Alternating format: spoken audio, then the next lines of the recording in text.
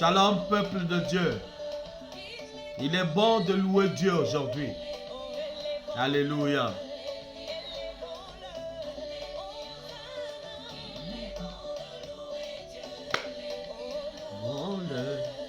Le Dieu de miracles, le Dieu de Moïse. Oh, il est bon de le louer avec action de grâce. Alléluia. Même vent soufflera. Est-ce que tu as besoin de paniquer? Pourquoi? Alléluia. Invoque-le. Est-ce que tu as besoin de paniquer? Ton Dieu est là. Invoque-le. Hosanna. Alléluia.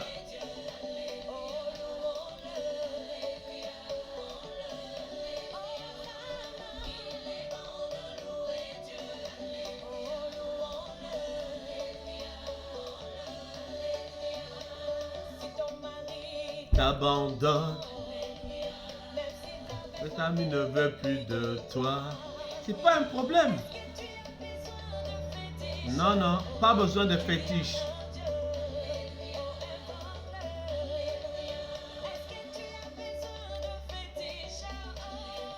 Non, non. Il est le Dieu tout-puissant. Alléluia.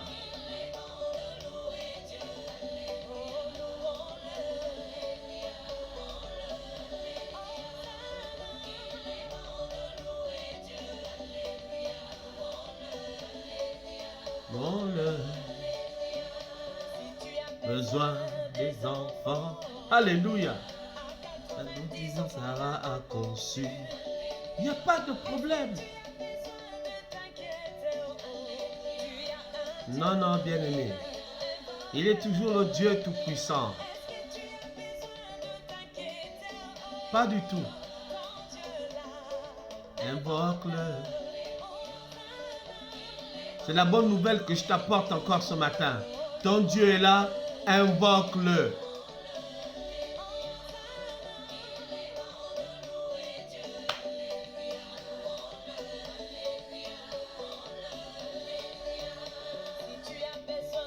De mariage, oh, même si l'âge est avancé, pas besoin. Il est présent. Alléluia. Non. Invoque-le.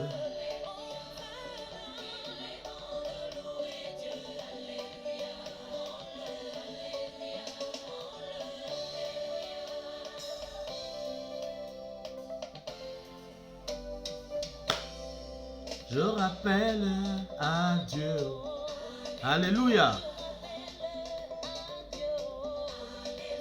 Je dois revoir mon statut. Ah oui. M'a dit que ce sont. Alléluia.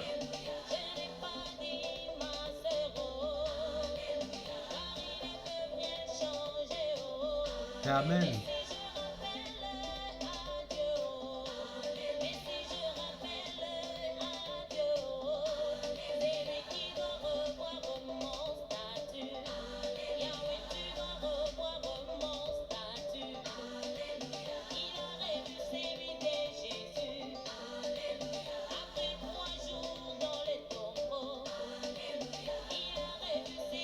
Soyez bénis. Alléluia.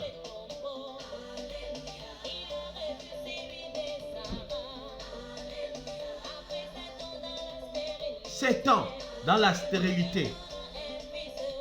Oh, il est merveilleux ce Dieu.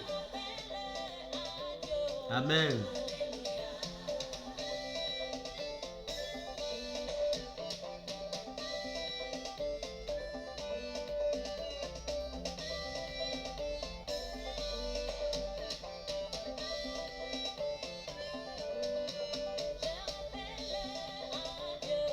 Alléluia.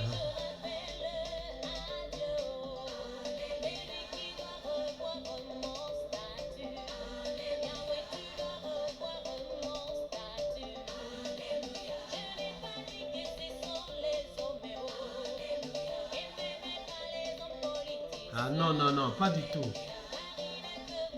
Alléluia.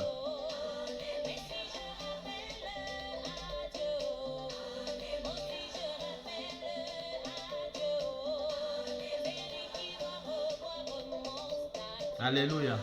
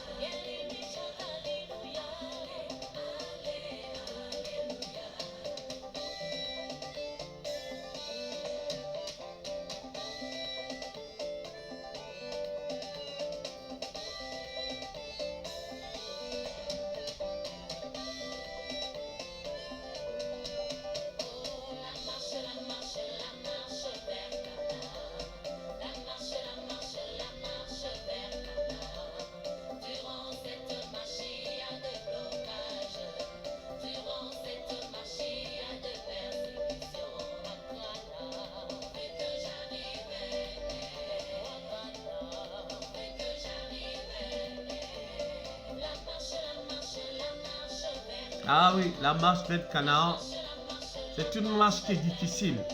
Mais avec Dieu, tout devient possible. Amen. Bien sûr.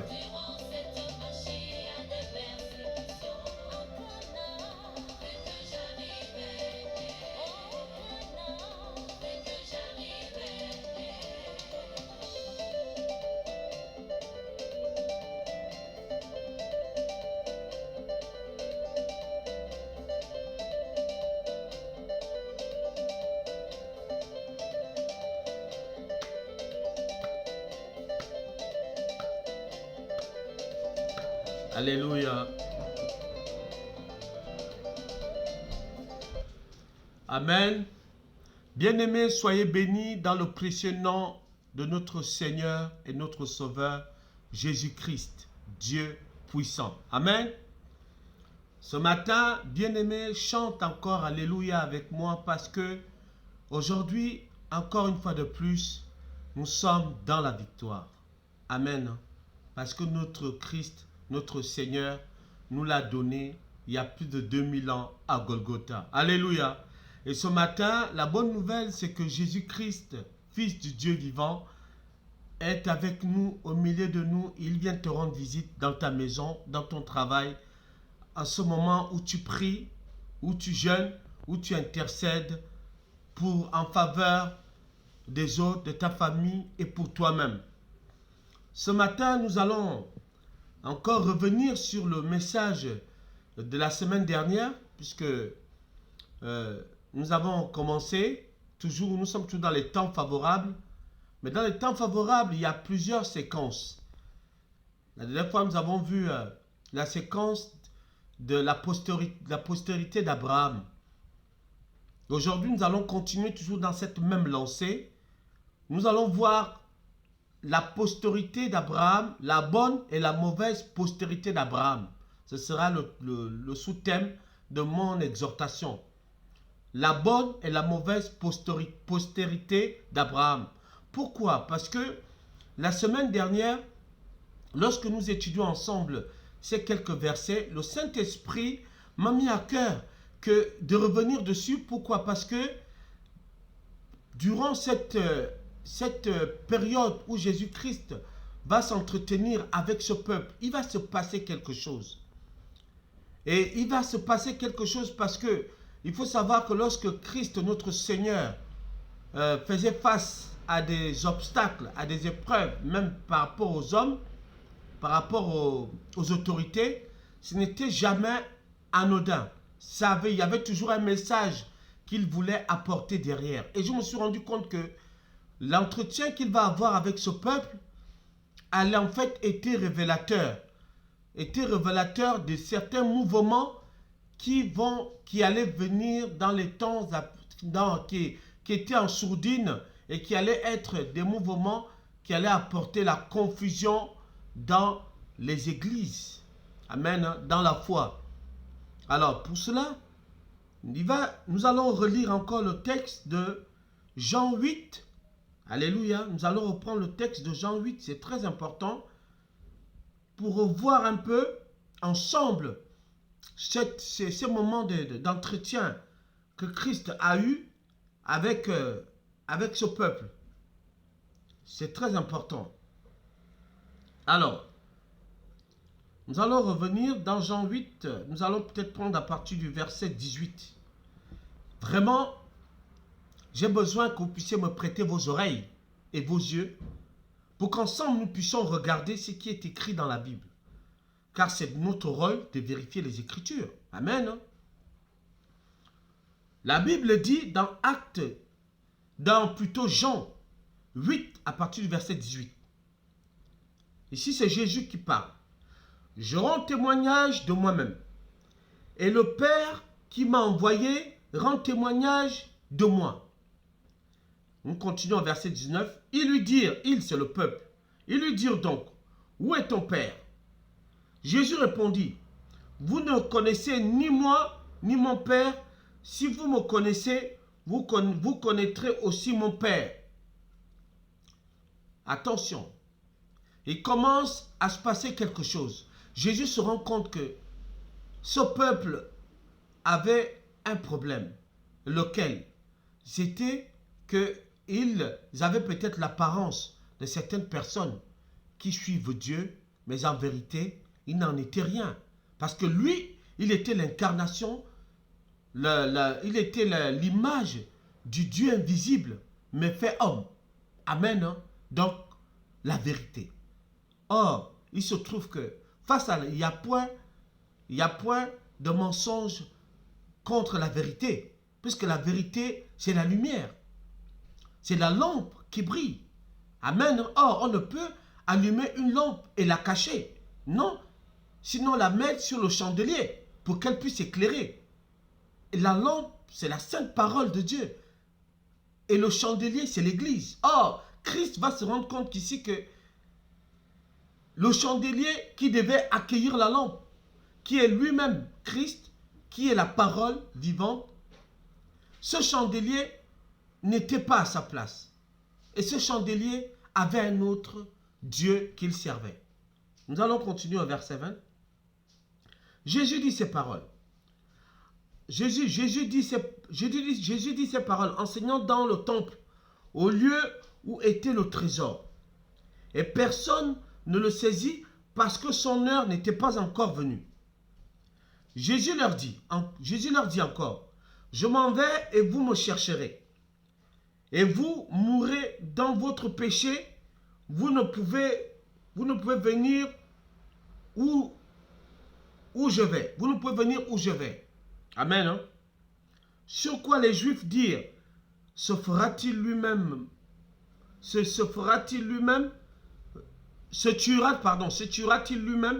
puisqu'il dit, vous ne pouvez venir où je vais. Et il leur dit, vous êtes d'en bas, moi je suis d'en haut. Vous êtes de ce monde, moi je ne suis pas de ce monde. C'est pourquoi je vous ai dit que vous mourrez dans vos péchés, car si vous ne croyez pas ce que je vous dis, ce que je suis, vous mourrez dans vos péchés. C'est grave. Car si vous ne croyez pas ce que je suis, vous mourrez dans vos péchés. Et il y avait déjà un voile qui aveuglait ce peuple. Bien que déterminé à servir Abraham, ici, le peuple ici s'agit de la mauvaise postérité d'Abraham. Nous allons comprendre par la suite que Jésus va révéler réellement qu'en vérité, ils ne servent pas le vrai Dieu, mais plutôt un autre Dieu, mais qu'ils ont représenté sous forme d'Abraham. Mais sinon, ce n'était qu'un esprit de mort, puisqu'Abraham était déjà mort. Abraham n'existait plus pendant que Christ était en train de parler avec ce peuple. Abraham était déjà mort. Mais ils sont quand même restés avec cette image d'Abraham qui était devenue sous forme d'idole en eux. Cette adoration d'Abraham que Jésus voulait effectivement extirper de leur esprit. Qu'en disant que, mais en vérité, vous êtes dans l'erreur. Amen. Nous allons continuer la lecture. Qui es-tu? Lui dirent-ils. Jésus leur répondit. ce que je vous dis dès le commencement. Et effectivement, dans Jean 1, à partir du verset 1, il est écrit, au commencement était la parole était avec Dieu et la parole était Dieu. Donc, en vérité, même malgré ce que Jésus disait, le peuple avait un voile. Ils n'arrivaient pas à comprendre ce qu'il leur disait. N'est-ce pas aujourd'hui? Nous allons dans nos églises, nous ne comprenons rien. Nous allons voir pourquoi nous ne comprenons rien. Parce que en eux, il y avait cet esprit d'attachement à la personne d'Abraham au lieu de Dieu. Amen. Hein? C'est très. Nous continuons la lecture. Au verset 26. J'ai beaucoup de choses à dire. J'ai beaucoup de choses à vous dire. J'ai beaucoup de choses à dire, de vous. J'ai beaucoup de choses à dire de vous et à juger en vous. Mais celui qui m'a envoyé est vrai. Et ce que j'ai entendu de lui, je le dis au monde. Ils ne comprirent point qu'il leur parlait du Père. Jésus donc leur dit, quand vous aurez élevé le Fils de l'homme, alors vous connaîtrez ce que je suis. Et que je ne fais rien de moi-même, mais que je parle selon ce que le Père m'a enseigné. Voilà encore une hypothèse que nous allons soulever. Jésus dit clairement les choses, qu'il ne fait rien de lui-même. Combien de fois aujourd'hui, nous avons des hommes de Dieu qui viennent à nous, à toi, qui ne connaissent pas la vérité, qui ne connaissent pas la parole, parce que tu as été mal enseigné, ils viennent à toi à leur propre nom. En leur propre nom. Ils viennent à toi pour te parler d'autre Dieu que celui, que Jésus-Christ de Nazareth. Alors, par ici, nous pouvons déjà comprendre qu'il y avait quelque chose qui n'allait pas, qui ne tournait pas rond. Jésus le savait, qu'à partir de ces échanges, va naître des mouvements qui vont entraîner des hérésies, qui vont entraîner d'autres mouvements qui vont suivre par la suite. Nous allons les voir. Les mouvements qui vont amener la paganisation totale dans le fonctionnement de l'Église de Dieu, le déroulement de l'Église de Dieu. Et ces mouvements vont commencer à partir d'ici. Parce que là, nous avons affaire à un peuple qui est resté dans l'adoration d'Abraham, de la personne d'Abraham, bien qu'Abraham soit déjà mort. Or, la Bible nous dit qu'il n'y a pas de relation entre les vivants et les morts.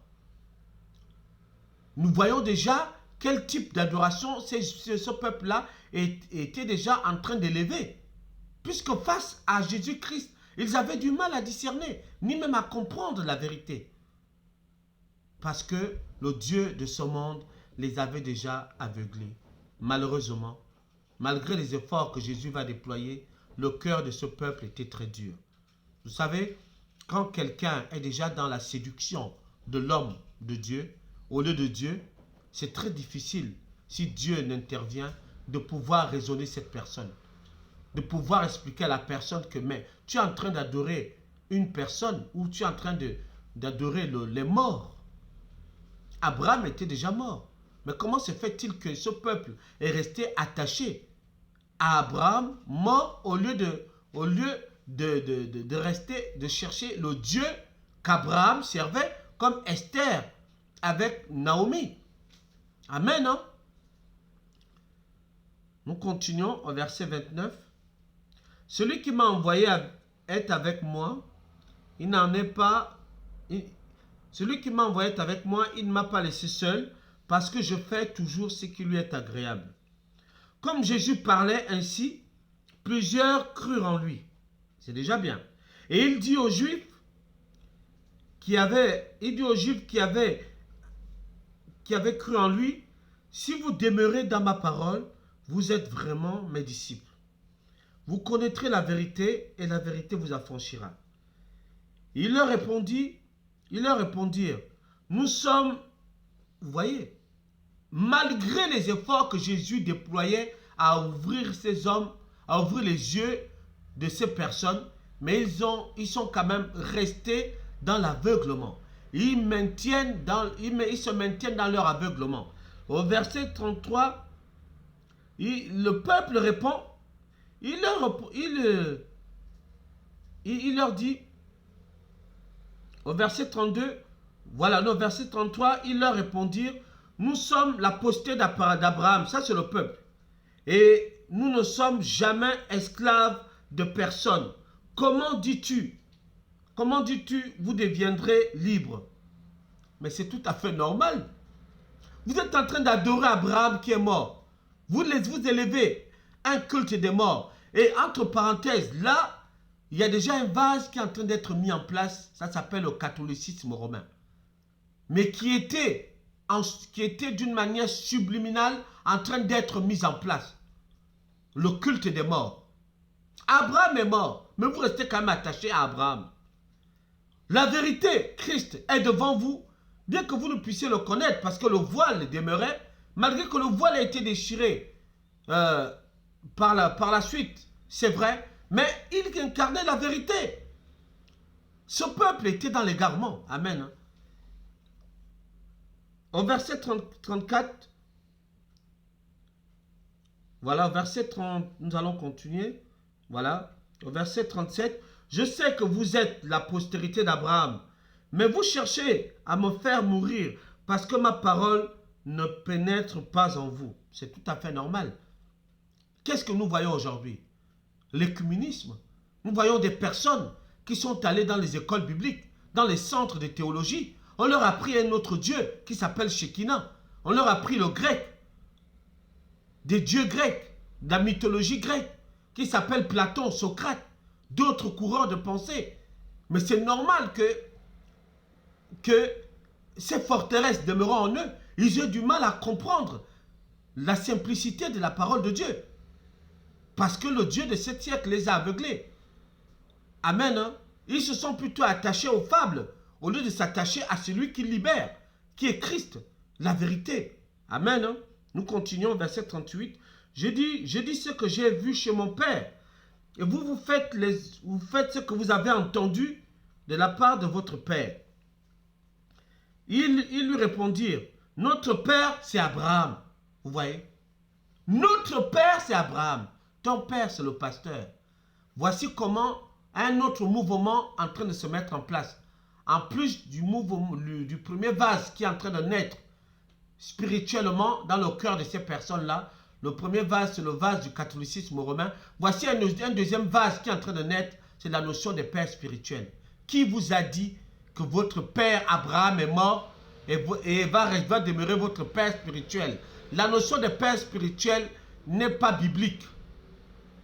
Et même ils disent ici, au verset 39, ils leur répondirent, ça c'est le peuple, notre père c'est Abraham. Jésus leur dit, si vous étiez enfant d'Abraham, vous ferez les œuvres d'Abraham. Voici comment la mauvaise postérité d'Abraham agit. Amen. Hein? Et nous allons comprendre pourquoi dans nos églises aujourd'hui, dans nos assemblées, beaucoup d'hommes de Dieu sont attachés à la doctrine d'Abraham. Pourquoi? Parce qu'ils ont pour père Abraham. Et à titre de rappel, ceux qui ont des pères spirituels dans nos églises viennent de la mauvaise postérité d'Abraham. Parce que la notion de père spirituel ici, Jésus est en train de la combattre. Jésus voulait ramener ces personnes-là, qui étaient déjà certes égarées, puisqu'ils étaient déjà en train de continuer quand même à élever, malgré qu'Abraham soit mort. Ils étaient quand même déjà en train d'élever le culte de la personnalité.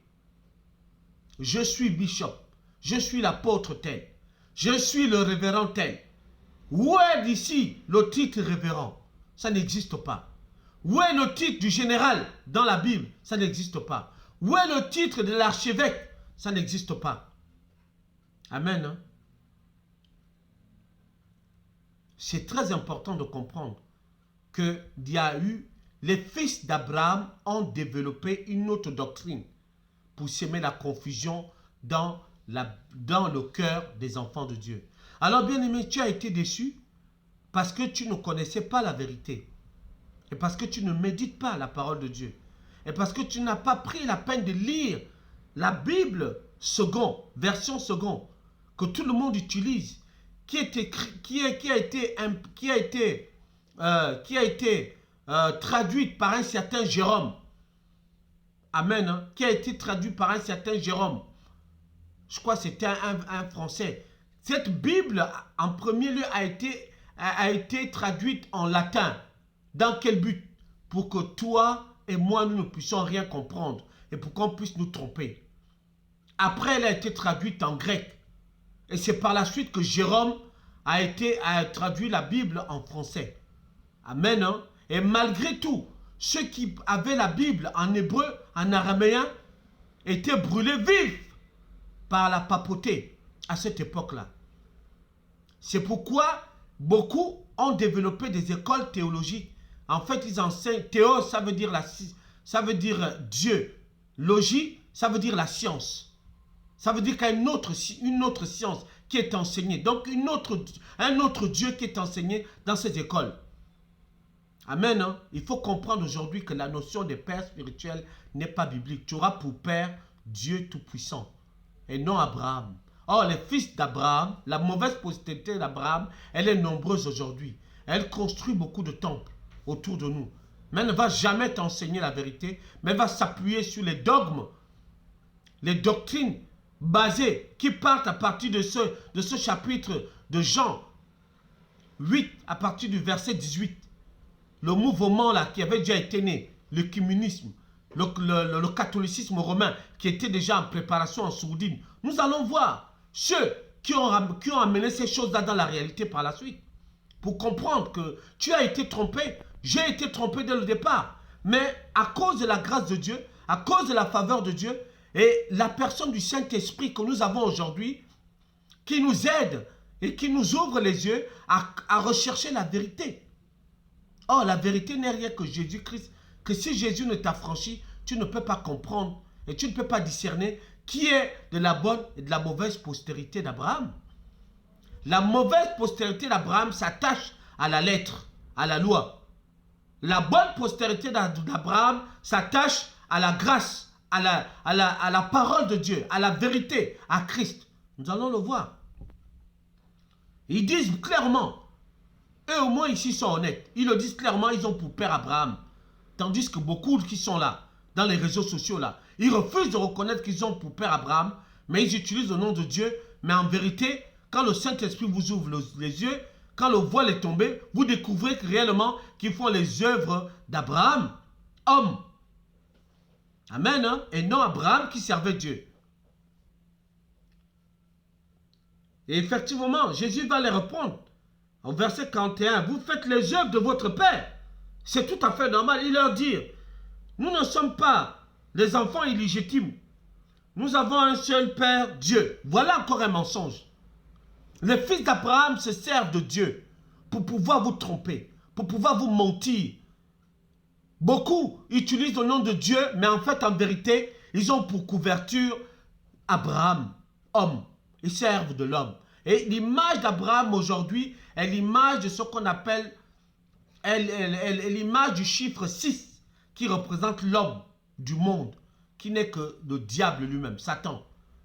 En fait, ce n'est plus Abraham là que ces gens-là vont servir. C'est les esprits des morts, l'adoration des morts. Abraham était déjà mort, il a été enlevé. Dieu et Abraham, dont la Bible parle, le père de la foi, n'avait rien à voir avec le culte que ces hommes étaient en train d'élever. Et beaucoup vont sortir de la mauvaise postérité d'Abraham. Nous allons voir par la suite. Jésus leur dit, si Dieu était votre Père, vous m'aimerez, car c'est de Dieu que je suis sorti et que je viens. Je ne suis pas venu de moi-même, mais c'est lui qui m'a envoyé. Vous voyez, ces hommes-là, lorsque vous avez affaire à ces hommes, ils vont vous parler de Dieu et lorsque vous vous approchez d'eux comme un figuier, vous vous rendez compte qu'en fait, ils ne portent pas des fruits dignes de repentance. Ils sont secs. Et leur slogan, c'est donner, donner. Donner, Dieu va vous donner. Quel est le Dieu qui va vous donner? Ce n'est pas le Dieu, Jésus-Christ. C'est un autre Dieu, Mammon. Mammonais. Donc, Mammon te dit, donne-moi l'argent pour que moi je te le rende en retour. Dieu n'a jamais dit ça. Dieu, lui, il a béni Adam et Ève. Il ne leur a jamais rien demandé en retour. Il a simplement dit, Il y a tant de joie à donner qu'à recevoir. Donc donne, parce que tu as reçu gratuitement, donne gratuitement. Quel est ce Dieu-là qui va te dire, donne-moi pour que moi je puisse te bénir? C'est-à-dire qu'il conditionne le souffle de vie qu'il t'a donné par l'argent, par les pièces que tu vas lui donner.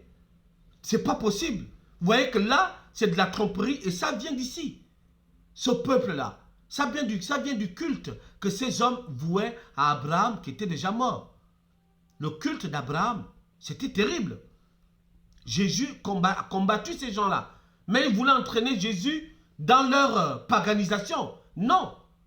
Et vous voyez que par la suite, ils commencent à dire qu'ils sont fils d'Abraham. Ils ont pour père Abraham. Et là, ils vont changer. Ils disent non, ils ne sont pas fils illégitimes, ils sont fils de Dieu. Là, il y a un problème, il y a la confusion. Pourquoi cette confusion? C'est parce que ces gens-là ne connaissaient pas vraiment le vrai Dieu. Et Jésus l'avait compris. Malgré tout, il a tenté de les ramener à la raison. Mais que ce fut difficile. Nous allons continuer. Voilà, au verset 44. Au verset 43, Jésus leur dit, pourquoi ne comprenez-vous pas mon langage?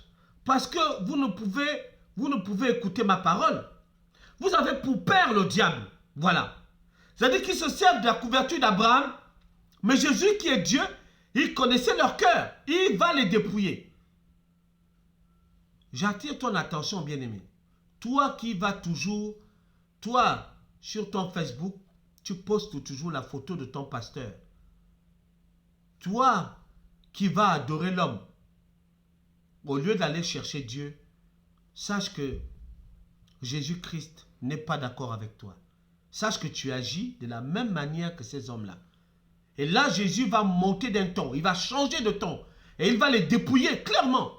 Il va leur dire, vous avez pour père le diable. Vous avez pour père le diable. Et vous voulez accomplir les désirs de votre père. Il a été meurtrier dès le commencement. Et il ne se tient pas dans la vérité. Parce qu'il n'y a pas de vérité en lui. Lorsqu'il profère le mensonge, il parle de son propre fond, car il est menteur et le père du mensonge. Et effectivement, nous avons un courant de prophètes dans notre siècle. Beaucoup sont devenus prophètes. Pasteur, prophète, évangélique, prophète. Mon ami, qui a fait de toi prophète? Est-ce que c'est Dieu? Oh, la prophétie et le prophète sont un. Si c'est Dieu qui a fait de toi prophète, alors réjouis-toi. Mais si tu le sais, dans ton fond intérieur, que l'appel que tu as reçu n'est pas de Dieu, répands-toi déjà. Parce que tu rendras compte à Dieu de ce que tu as égaré un grand nombre. Tu sais toi-même, puisque tu portes la marque de la flétrissure sur ton front, et tu le sais, car nul n'est censé ignorer quel Dieu il sert. Tu le sais dans ton fort intérieur, que tu ne sers pas Dieu, mais que tu as pour père Abraham, si ce n'est que le diable. Et tu le sais. Mais je t'exhorte à changer de camp. C'est encore possible. C'est encore possible. Amen. Et beaucoup de ces hommes-là n'aiment pas la vérité, n'aiment pas la lumière. Or, l'apôtre Jean avait vu que Jésus-Christ marchait au milieu des 7 chandeliers d'or. À l'époque de Jésus-Christ, l'église qui était la lampe, qui portait la parole de Dieu, Jésus marchait avec l'église, au milieu de l'église. Cette église faisait des miracles, des prodiges. On n'avait pas besoin d'insister que les hommes viennent à Christ. Rien qu'à cause de la prédication de la parole, les gens étaient touchés, délivrés. Mais aujourd'hui, il faut jeûner 21 jours. Qui vous a dit que Daniel a jeûné 21 jours? Daniel n'a jamais jeûné 21 jours. Dieu lui a dit que quand tu as eu à cœur, alléluia, de jeûner ou d'intercéder, je t'avais déjà exaucé. Daniel n'a jamais fait le jeûne de 21 jours. Et d'ailleurs même, de quel jeûne on vous parle? Est-ce que c'est vraiment le vrai jeûne que Dieu aime? Le vrai jeûne n'est pas de se priver des aliments, tout ça. Non, ce n'est pas le jeûne que Dieu aime. C'est un faux jeûne. Parce que le diable jeûne. Les agents du diable jeûnent. J'ouvre une parenthèse. Lorsque Jésus était avec ses apôtres, dites-moi quand est-ce qu'ils avaient déjà jeûné. Il va se poser un problème. Ceux qui suivaient Jean-Baptiste vont aller voir Jean-Baptiste. Eux, ils jeûnaient. Voilà encore un autre problème là. Ces hommes-là, au lieu de suivre Jésus, ils suivaient Jean-Baptiste. Comme quoi l'homme a toujours besoin d'une représentation visible pour adorer. Et qu'est-ce qui va se passer? Eh bien, ils vont dire à Jean, vont poser la question à Jean, mais comment ça se fait que nous gênons et les disciples, ceux qui sont avec Jésus, ne gênent pas? Jésus avait dit, mais comment voulez-vous qu'ils gênent l'époux, et tant que je suis avec eux? Mais nous, Jésus est encore avec nous aujourd'hui.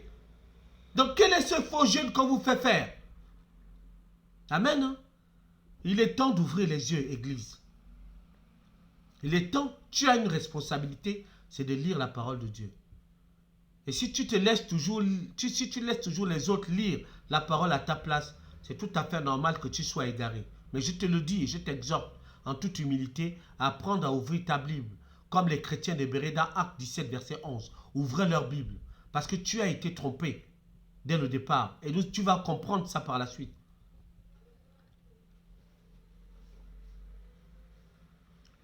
Celui qui est de Dieu, dit Jésus, écoute les paroles de Dieu. Vous n'écoutez pas parce que vous n'êtes pas de Dieu.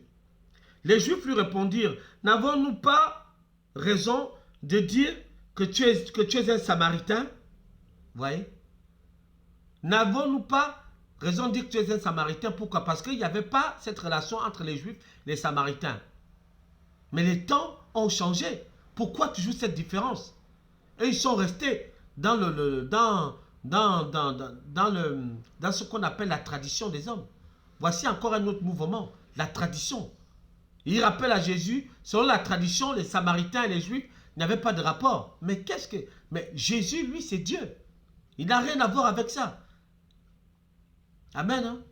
Il n'a rien à voir avec ça. Mais, quand même, malgré tout, ces hommes-là étaient rusés. Ils cherchaient un moyen de persuader notre Seigneur à adhérer à leurs idées. Mais malheureusement, ils avaient affaire en face de celui que l'on appelle la vérité. Alléluia. Jésus répliqua, je n'ai point de démon, mais j'honore mon Père et vous m'outragez. Je ne cherche point ma gloire. Il en est qui la cherche et qui juge. En vérité, je vous le dis, si quelqu'un garde ma parole, il ne verra jamais la mort. Amen. C'est très important. Et on peut continuer la lecture. Mais pour aller plus vite, au verset 58, pour finir, verset 57, au verset 56 déjà, on va revenir.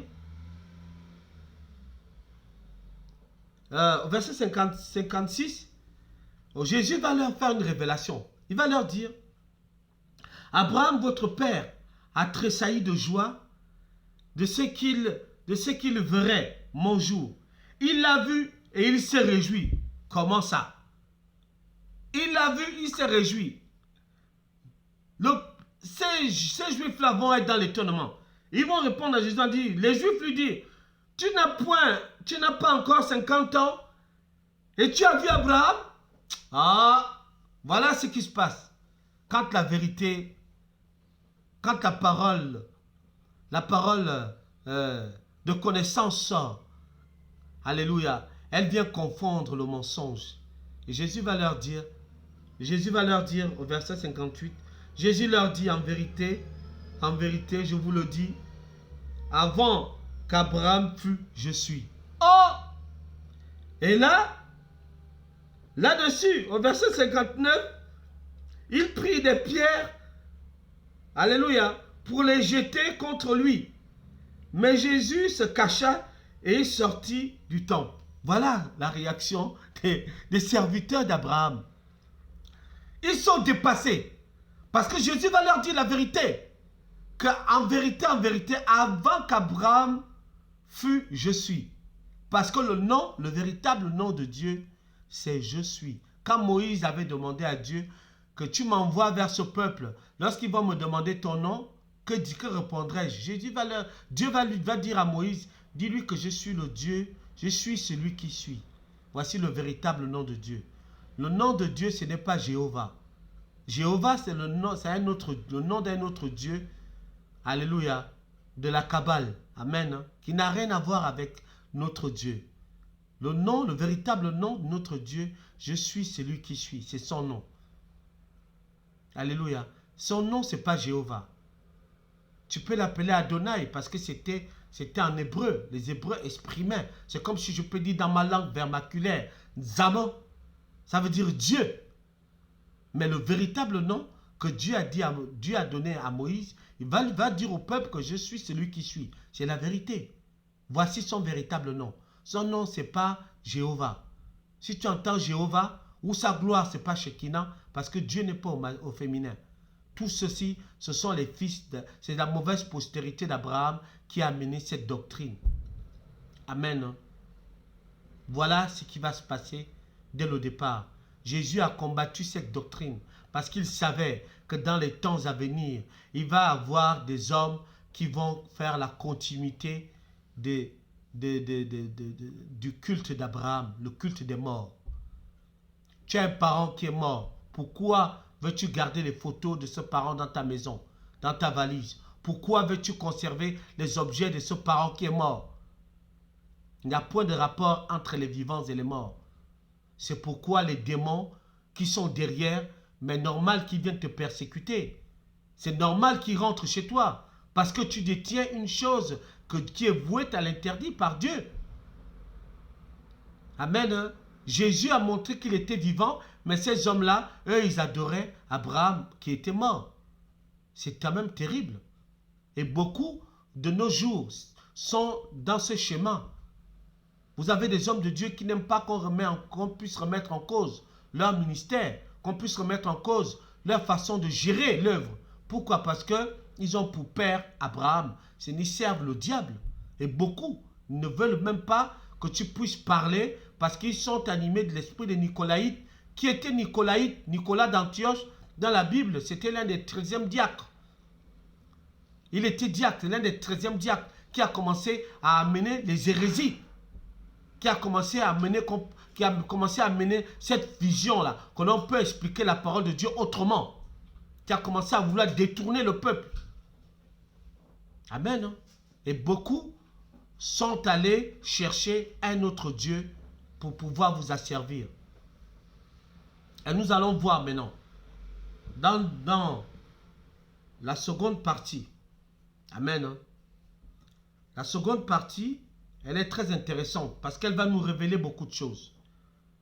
Alors, dans la seconde partie, la question maintenant que tu vas me poser, c'est est-ce que la mauvaise postérité d'Abraham est toujours d'actualité aujourd'hui? Je te dirais oui.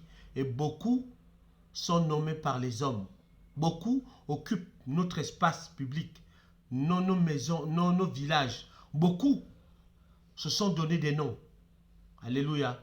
Mais en vérité, Dieu ne sert que la bannière. Mais derrière, c'est le diable qui sert. Et comment les reconnaître? La cupidité, l'amour de l'argent. Amen. Hein? L'amour de l'argent. Donnez et Dieu vous bénira. Ce n'est pas ce que Dieu a dit. Appauvris-toi et va bénir ton pasteur. Ce n'est pas ce que Dieu a dit. Dieu n'a jamais dit cela. Dieu a dit, tu aimeras ton prochain comme toi-même. Donc, si tu aimes ton prochain comme toi-même, si tu as 2 fruits, 2 pommes, et que ton prochain n'en a pas, et que tu veuilles bien lui donner, tu peux le faire d'une manière libre, parce qu'avec beaucoup d'amour. Dieu, notre Père, ne nous veut jamais du mal. Dieu n'a pas besoin de ce que nous avons pour pouvoir s'engraisser ou devenir riche. Non, la Bible dit qu'il s'est fait pauvre pour que nous soyons riches. Comment il va encore vouloir s'attendre à ce que nous puissions lui donner ce qui appartient à Europe? Il faut savoir que Europe, c'est le nom d'une femme, la déesse Europe, qui n'est d'autre que la reine Isis, qui n'est d'autre que Marie des catholiques. C'est un démon. Donc tu vas prendre l'argent qui appartient à Europe et tu vas le donner à Dieu. Est-ce que tu trouves que c'est raisonnable? Dieu a dit, prends l'argent qui appartient à Europe et bénis ton frère. Mais je n'ai pas besoin de ça. Mais par contre, tu peux donner librement de ce que toi-même tu auras résolu dans ton cœur de donner avec joie. Parce que la bénédiction de Dieu n'est suivie d'aucun chagrin. Mais c'est ce que l'homme t'impose, que si tu ne donnes pas, ne m'appelle plus père. Si tu ne donnes pas, Dieu va te punir. C'est écrit où dans la Bible? Si tu ne donnes pas, tu vas devenir pauvre. Qui est-il pour te maudire? Ce sont des malédictions et ce sont des choses qui sont inacceptables parce que ces hommes-là sont des fils d'Abraham. Ils ont pour père le diable. Il faut dire la vérité. Ce n'est pas moi qui le dis. Jésus a confronté ce courant de pensée. Nous allons voir maintenant pourquoi nos églises sont malades aujourd'hui. Pourquoi il n'y a plus l'onction dans nos églises. Pourquoi les hommes de Dieu s'assemblent. Pourquoi s'invitent entre eux. Pourquoi tant de bruit. Mais au fond, sans qu'il y a véritablement quelque chose de Dieu. Simplement parce que le dernier apôtre qui s'appelait Jean, avant même que Jean ne meure, il va y avoir un mouvement qui va commencer, qui va être, moi je dis, qui va être la suite, qui va être simplement la suite de cette catégorie de la mauvaise postérité d'Abraham, qui s'appelait Diotrephe Démétrius.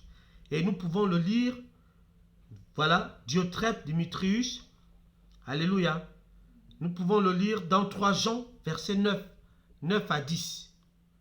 Diotrephe Démétrius, qui va être la suite de ces juifs-là, de cette mauvaise postérité d'Abraham.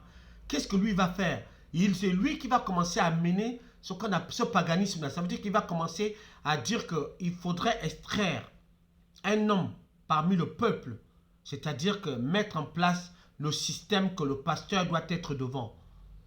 Alléluia. D'élever une personne au-dessus des autres. Amen. Hein? D'élever une personne au-dessus des autres pour diriger. Diotrephe Démétrius. 3 Jean 9, verset 10.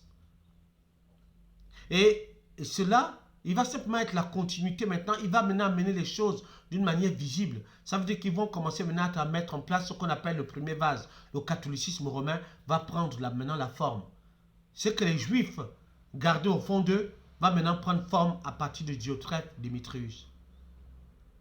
Amen. Hein? Il faut savoir que à partir de ce moment-là, il va y avoir 2 vases. Il y a les vases d'or et les vases vils. Les vases d'or représentaient les chrétiens. C'est-à-dire que cette église, cette lampe qui était sur le chandelier. Or, le chandelier représente l'église que toi et moi, nous représentons. Et la lampe, c'est Christ, la parole, qui est éclairée. Et les vases, ce sont les vases vides.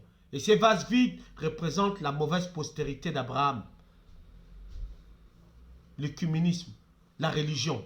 Nous allons voir. Amen. Et simplement pour dire que la bonne postérité d'Abraham, c'est la postérité qui part à partir de David. Descendant de David. Nous avons Jésus lui-même, qui incarne la bonne postérité d'Abraham. Pourquoi on l'appelle fils de David. Et de Jésus, nous pouvons descendre aux apôtres. Pierre, Luc, Jean, ainsi de suite, Paul. Ça, c'est la bonne postérité d'Abraham parce qu'ils ont combattu le bon combat de la foi. Amen. Comme Étienne, qui n'était qu'un simple diacre. Mais il a fait des miracles. Il a parlé de Dieu, de Jésus avec puissance et démonstration. Dans le livre des Actes, vous allez voir même dans Acte 8 ou Acte 9, il va être lapidé parce qu'il va dire la vérité. L'église qui porte la lampe, l'église donc qui porte la parole de Dieu, cette église sera combattue. Elle sera emprisonnée. Mais à partir de Diotrephe Démétrius, ils vont mettre en place le premier vase vil qui va être le catholicisme romain pour cacher la vérité. Amen. Et voilà comment la paganisation, voilà comment nos assemblées vont ressembler maintenant à des églises catholiques d'une manière spirituelle.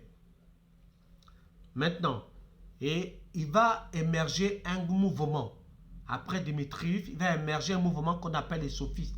Les sophistes, c'était ces juifs-là, qui étaient des débatteurs, qui étaient des théologiens, comme ce que nous voyons aujourd'hui, des chercheurs. Ils aimaient débattre. Et les sophistes, qu'est-ce qu'ils vont faire?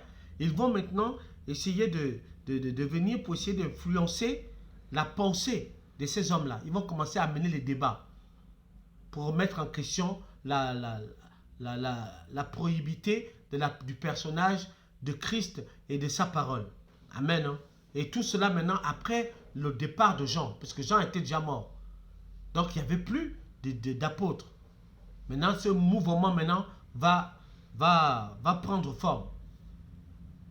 Et qu'est-ce qui va se passer? Voilà. Les sophistes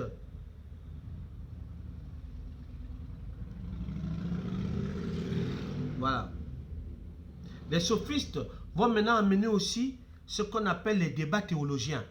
Et ils vont mettre en place des écoles théologiques. Les sophistes, c'était des chercheurs grecs. Ils vont mettre en place des écoles théologiques, comme les Socrates, tout ça.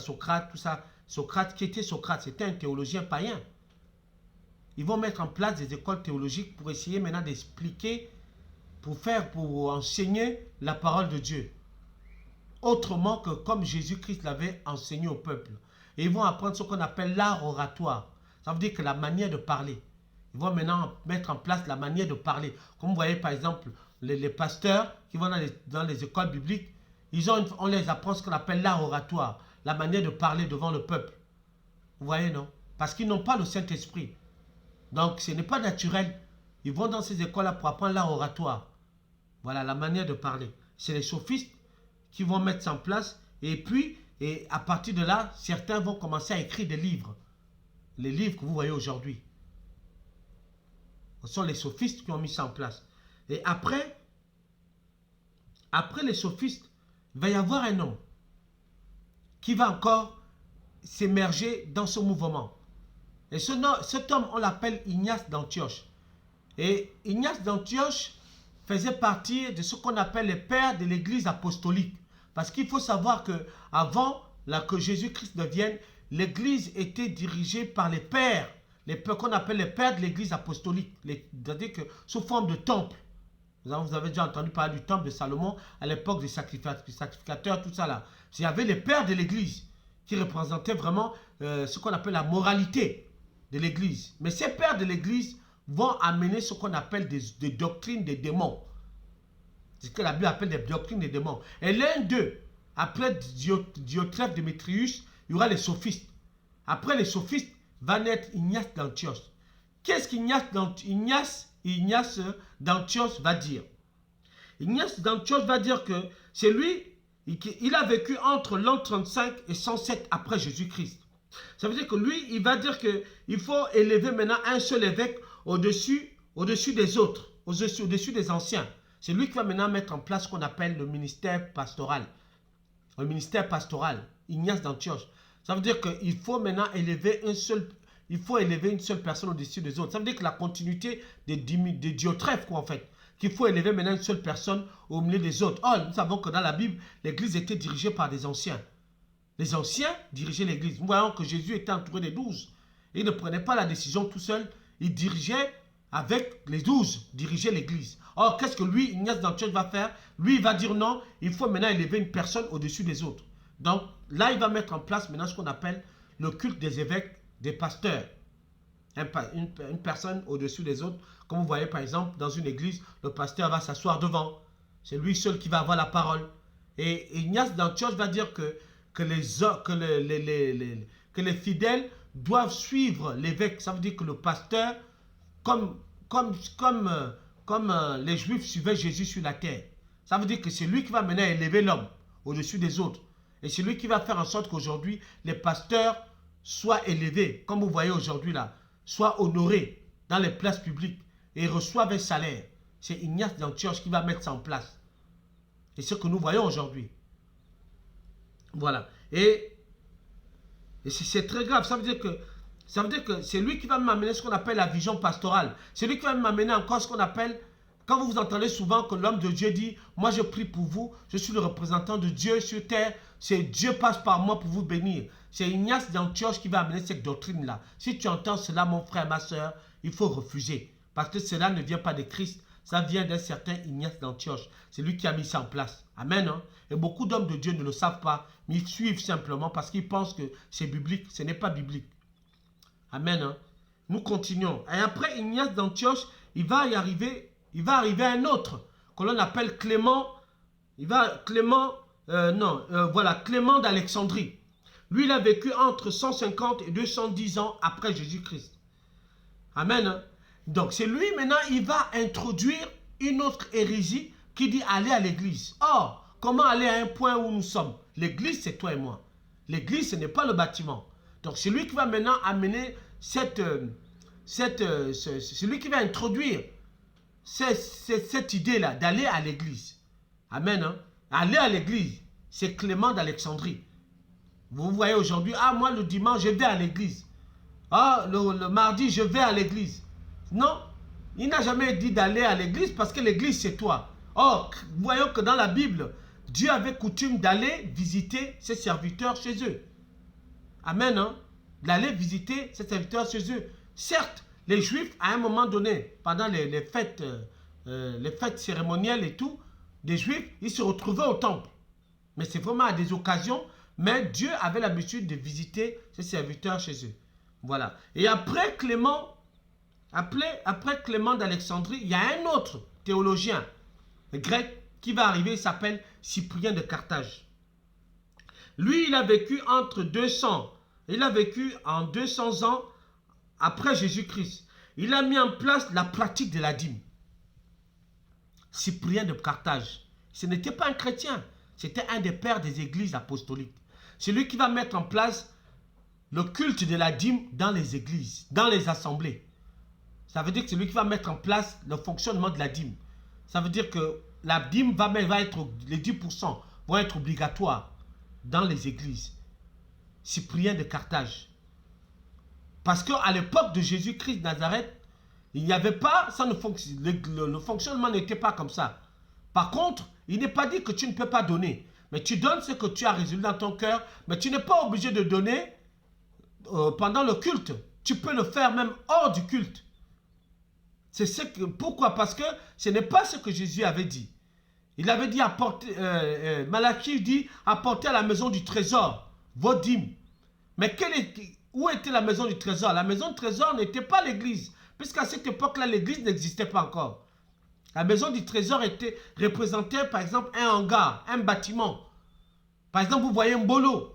Vous prenez par exemple un bolo avec toute sa marchandise que les gens pouvaient rapporter, mais gratuitement. Et que les Lévites distribuaient au peuple gratuitement. Donc ça représentait la maison du trésor. Mais ce n'était pas à l'église. Mais qu'est-ce que ces hommes-là ont fait? Les serviteurs d'Abraham, eux, ils ont changé la donne. Ils disent maintenant, apportez à l'église vos dîmes et vos offrandes. Pourquoi? Parce que c'est Cyprien de Carthage qui avait mis ça en place. La pratique de la dîme. Je ne suis pas contre que tu donnes. Tu peux bénir l'homme de Dieu, mais tu n'es pas obligé de le bénir à l'église. Ça veut dire que ce n'est pas une recommandation de Dieu et ce n'est pas forcé de donner si tu n'en as pas. Donne parce que tu le veux et parce que tu en as envie. Et Dieu agrée plus ce sacrifice au lieu que ce soit d'une manière contrainte. Qu'on en fasse maintenant une loi, une doctrine.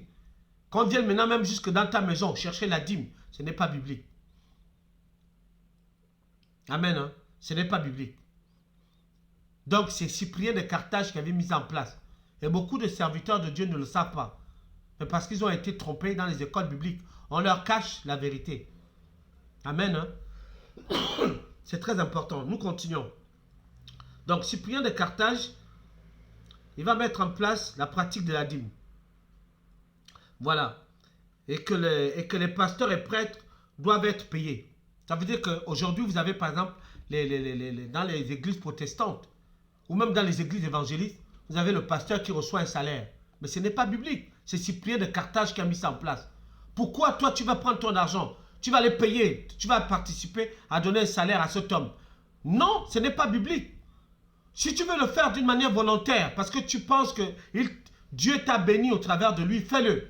Mais il ne faut pas que ça soit une doctrine. Homme de Dieu, toi qui fais cela, tu auras des comptes à rendre à Dieu. Sache que tu es en train d'agir sous le coup de Cyprien de Carthage. Tu n'es pas en train d'agir par rapport à la parole de Dieu. Parce qu'aucun des apôtres, la Bible dit que l'église a été bâtie sous le fondement des apôtres. Aucun des apôtres n'a pratiqué cela. Amen. Hein?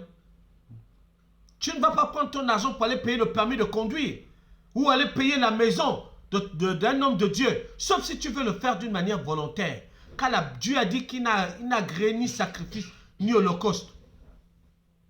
Fais selon toi-même. Si tu veux le faire de toi-même, si par exemple tu veux me bénir parce que je suis ton frère, pas parce que je suis pasteur, parce que je suis ton frère, tu veux me bénir, il n'y a pas de problème, je recevrai avec joie.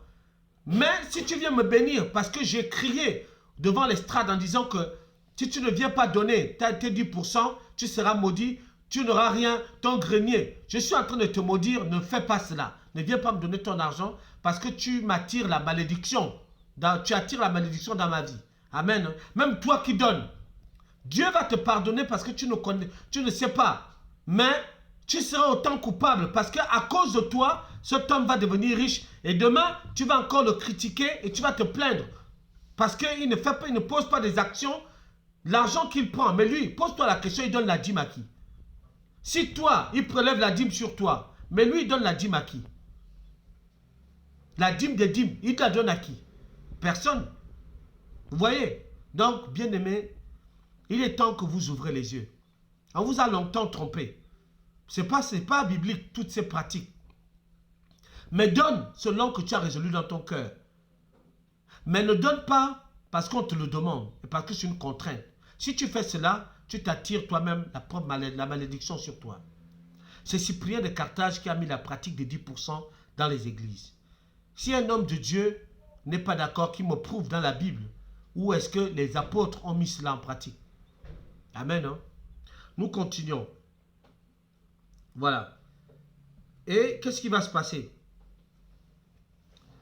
Après, il va se passer quelque chose. Il y aura tellement de tumultes, beaucoup de débats théologiens entre les juifs qui adhérèrent. Parce que, pour revenir, les sophistes, pour faire cela, ils ont adhéré. Ils ont adhéré dans le christianisme. En fait, ils ont adhéré, ils ont adhéré à la doctrine des pères des églises pour mieux paganiser, pour introduire des fausses doctrines. Parce qu'ils ne pouvaient pas le faire à l'extérieur.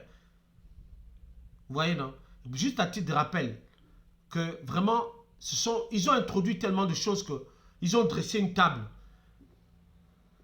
Et par la suite, après Cyprien de Carthage, il y a un empereur romain, Constantin, qui n'avait rien à voir avec la foi, qui n'avait rien à voir. C'était un empereur Constantin, un empereur romain, Constantin, en 325. Voilà, il va organiser ce qu'on appelle le conseil de Nicée. C'est dans la Bible. Il va organiser ce qu'on appelle le conseil de Nicée. Et pendant ce conseil-là, il y aura plus de 315 prêtres. Il faut savoir que l'église que toi et moi nous sommes n'était pas présente. Et pendant ce conseil de Nicée, il va se dégager beaucoup de choses. Ils vont mettre en place ce qu'on appelle le catéchisme. C'est-à-dire que, vous voyez souvent dans les églises, ils font les enseignements avant le baptême. Dans l'église catholique, on appelle ça le catéchisme. Chez les évangélistes et protestants, ils font des enseignements avant le baptême. C'est la même chose, c'est le même fond. Amen. Hein? Et de là encore, ils vont mettre en place, ce qu'on appelle l'ordination des pasteurs, l'ordination des prêtres. Ça veut dire qu'ils avaient dit qu'un pasteur ou un prêtre ne peut avoir le pouvoir d'exercer s'il n'a pas été ordonné. Vous voyez? Or, la Bible nous enseigne que lorsque Dieu s'était révélé à Samuel, le prophète Samuel, pour aller oindre David, Dieu s'est adressé à Samuel en songe et ne lui a pas dit d'aller faire une fête, d'inviter des hommes de Dieu qui viennent des États-Unis, d'Afrique, de l'Italie, pour pouvoir aller ordonner une personne. Ça a été mis en place par l'empereur Constantin au conseil de Nicée. Homme de Dieu, si tu as été ordonné de cette façon, sache que tu as été trompé.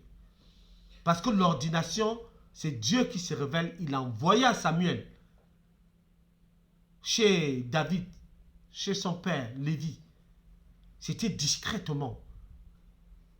Nous savons ce que ça attire, le fait d'être oué par Dieu. Parce que nous savons que beaucoup d'hommes de Dieu, quand ils étaient appelés par Dieu, d'autres fuyaient l'appel. D'autres ne voulaient même pas savoir. Moïse disait qu'il est devenu bègue. Jérémie disait que je ne suis qu'un enfant. Or, toi, on va en faire tout un tapage. On va organiser toute une fête, bien aimé.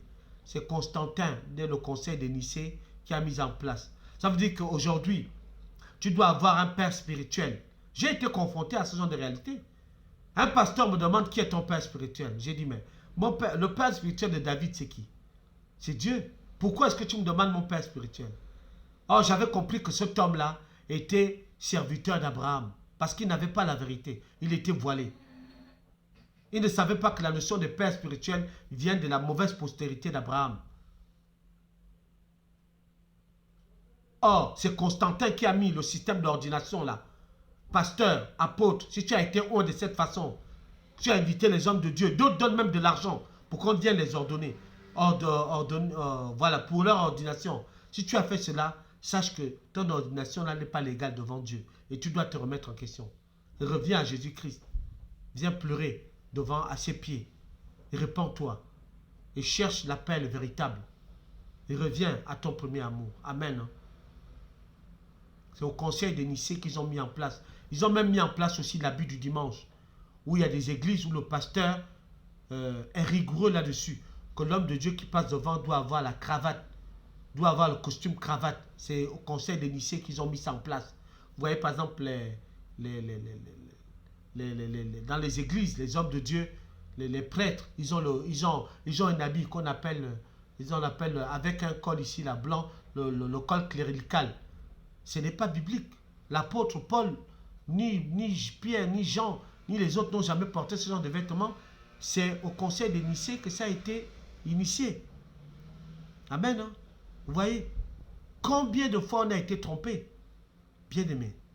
Si toi tu es attaché à ton pasteur, alors que Jésus se présente devant toi, et que tu fais tout au nom de ton pasteur, sache que tu es idolâtre.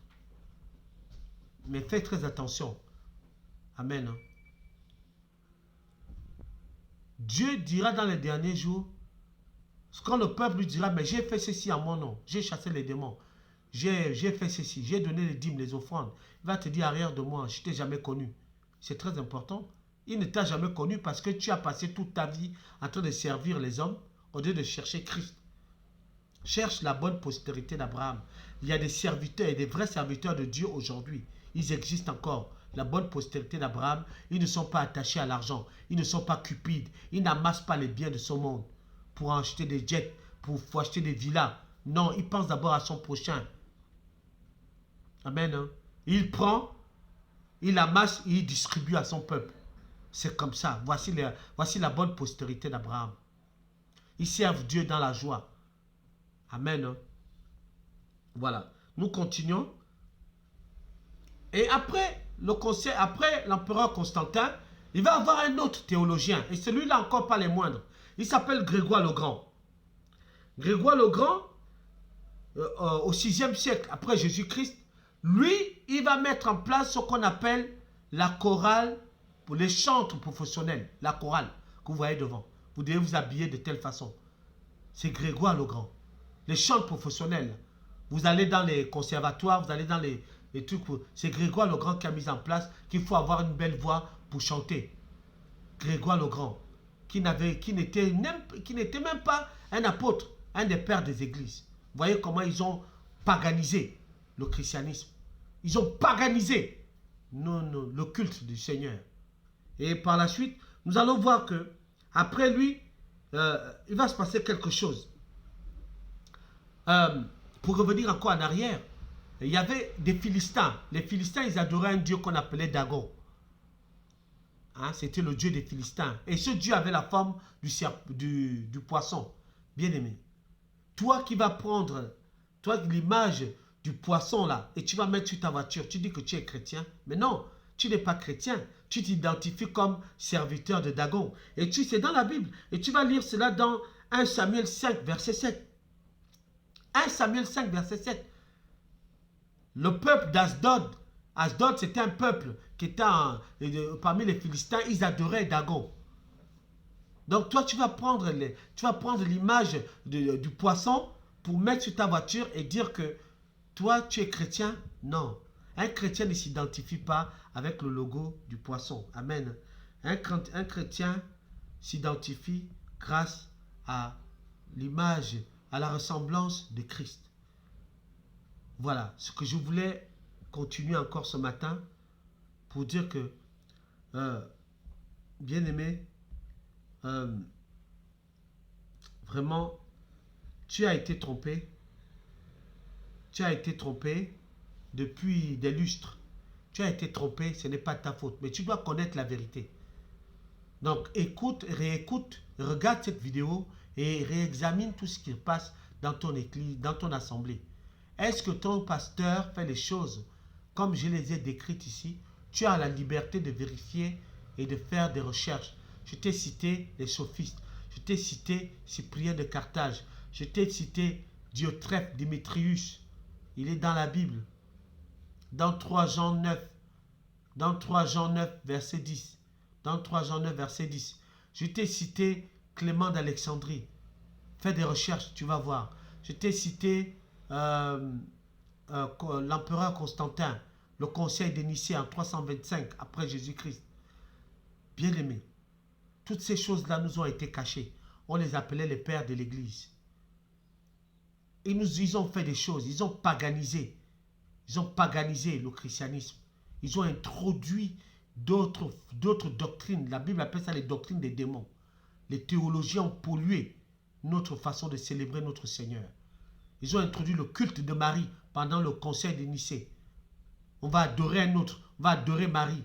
Et pour ouvrir encore une parenthèse, ils ont même introduit ce qu'on appelle la religion musulmane. Elle est née du catholicisme romain. Parce qu'il fallait s'aimer la confusion entre la Bible et le Coran. Et donc ils ont créé un autre mouvement. Et pour dire que beaucoup de ceux qui adorent le Coran, en fait, ils pensent qu'ils adorent le vrai Dieu. Non, ils sont attachés à Moïse. Ils sont attachés à Moïse. Et qu'ils parlent de Jésus comme étant le prochain prophète qui va venir. Mais non, il est déjà venu. Et en vérité, leur idole qu'on appelle Mahomet n'est autre que Baphomet. Qui est Baphomet? C'était l'image du bouc avec les cornes. Vous voyez comment on a trompé toute une génération. Alors que leur source, le père des musulmans, c'est Ismaël, le premier fils d'Abraham. Vous voyez comment ces gens-là ont paganisé, ont trompé jusqu'à aujourd'hui. Toute une génération, toute une partie du monde est trompée parce qu'il fallait s'aimer la confusion. La papauté a tué plus de chrétiens que n'importe quelle guerre sur la terre. Donc, bien aimé, toi qui cherches le Seigneur, toi qui cherches Dieu, je voulais simplement t'inviter à réaliser que le Seigneur, ce matin, veut te parler. La manière de célébrer son culte, tel qu'on te l'a enseigné, ce n'est pas comme ça qu'il voulait les choses. Il veut que tes yeux s'ouvrent pour que tu arrêtes d'adorer l'homme, pasteur, l'homme évêque, l'homme apôtre. Amen. Dieu ne veut pas que tu puisses faire les choses de cette façon-là. Dieu ne veut pas que l'homme, que l'on appelle pasteur, évêque, apôtre, puisse prendre la place de Christ. C'est Christ qui est allé mourir à la croix pour toi. C'est Christ ton sauveur. C'est Christ ton Seigneur. Amen. Aujourd'hui, tu peux revenir à lui. Tu dois te repentir parce que tu as servi d'autres dieux. On t'a enseigné un autre Dieu. que celui qui est dans la Bible. Tu me diras, mais quelle est la bonne église? Il n'y a pas une bonne église. L'église, c'est toi. Tu me diras, mais quelle est la vraie parole? Prends ta Bible, lis ta Bible. Lis les actes des apôtres. Tu vas comprendre qui sont nos aïeuls. La bonne postérité d'Abraham, des actes des apôtres. Amen. L'apôtre Paul pouvait dire à Timothée, combat le bon combat de la foi. Dieu ne te demande rien. Mais arrête de suivre les hommes. Si un homme de Dieu vient à te dire que je viens, je sais ce que Dieu... Non, Dieu utilise les hommes. Amen. Dieu utilise les hommes. Mais il faut que toi-même, tu puisses aussi méditer la parole. Pour que ce que cet homme va te dire doit être en accord avec ce qui est écrit dans la Bible. Afin que tu ne sois pas sa proie. Et que tu ne sois pas un objet de séduction. Pour qu'il ne puisse pas faire de toi sa proie. Il va venir t'appauvrir, t'engraisser, te ruiner. Au point d'aller prendre tes économies et aller tout donner. Est-ce que c'est ce que Dieu veut? Dieu n'a jamais voulu. La Bible dit qu'il nous a bénis de toutes sortes de bénédictions dans les spirituelles, dans les lieux célestes. Tu es béni depuis la création. Mais tu peux bénir ton prochain. Tu peux participer aux différentes activités de ton assemblée. Amen. L'apôtre Paul n'a jamais ouvert une église, une école biblique. Quand on parle de Tyrannus, Tyrannus était une ville. L'apôtre Paul avait besoin de se réunir avec ses disciples. Et il cherchait une salle où y aller. Donc il est allé dans une école. Il a loué une école pour rester avec les disciples, pour les enseigner. Mais les gens te trompent, disent que tu dois aller dans une école pastorale.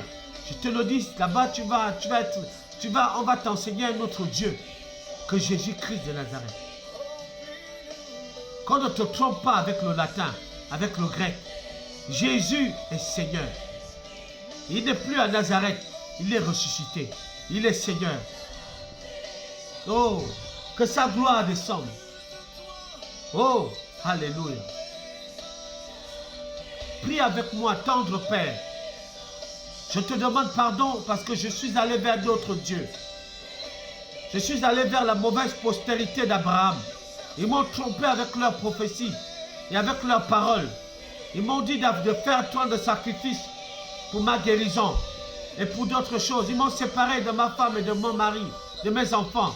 Au nom de Dieu. Oh, ce n'était pas ta volonté. Je te demande pardon. Je vais revenir à toi de tout mon cœur. Je te prie, Dieu Tout-Puissant, pardonne-moi de m'être égaré et d'avoir suivi les hommes à l'image d'Abraham qui célébrait le culte des morts. Oh Dieu, qui m'ont attaché au culte des morts. Voilà pourquoi ma situation ne change pas. Voilà pourquoi la sécheresse est dans ma femme, dans ma maison. Voilà pourquoi je ne peux me marier. Parce que j'ai été attaché encore par des hommes aux doctrines des démons. Libère-moi. Alléluia. Bien-aimé, sois béni. Alléluia.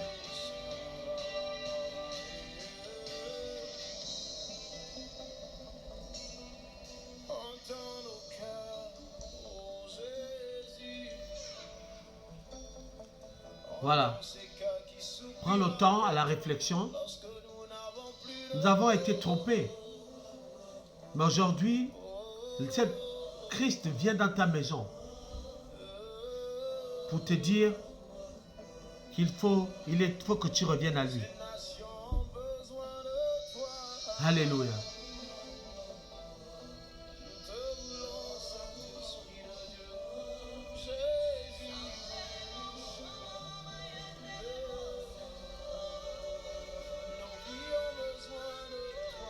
Nous avons besoin de la vérité. Tu as besoin d'être affranchi. Tu as besoin d'être affranchi par la parole de vérité. Alléluia. Alléluia. Dans nos vies et dans nos cœurs. Alléluia. Je ne veux plus suivre les hommes, mais je vais te servir pleinement. J'ai compris que tu m'aimes, mais je veux changer. Je vais être transformé. Je me suis attaché à l'église bâtiment. Je me suis attaché à l'homme au lieu de m'attacher à toi. Je te demande pardon, Seigneur. Je t'en prie. Oh Dieu.